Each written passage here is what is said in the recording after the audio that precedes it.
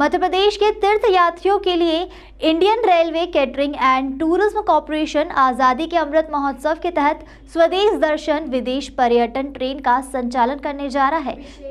यह ट्रेन इंदौर से रवाना होकर पुरी गंगा सागर के साथ कामाख्या यात्रा करवाएगी। IRCTC के इस पैकेज टूर में यात्री इंदौर, भोपाल और जबलपुर स्टेशन से रेलगाड़ी में सवार हो सकते हैं। यह 10 दिनों के लिए रहेगी। इस यात्रा में प्रत्येक यात्री को महज 16,950 रुपये प्रति व्यक्ति खर्च उठाना पड़ेगा।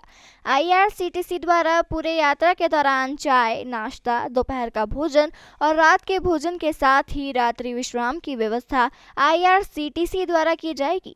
इस यात्रा में प्रत्येक यात्री का दुर्घटना बीमा भी शामिल किया गया है। क्या व्यवस्था है?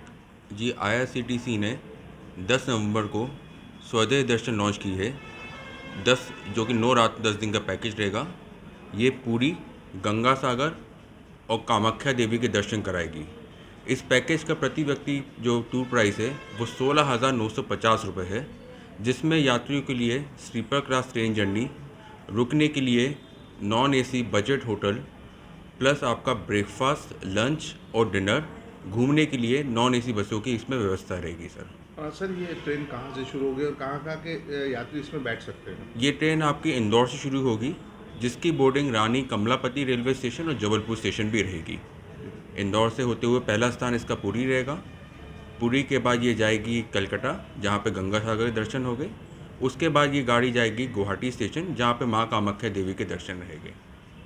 आपका पूरा नाम और पद? जी, मेरा नाम रौनक भल्ला है। मैं मुख्य पर्यवेक्षक, एरिया ऑफिस इंदौर।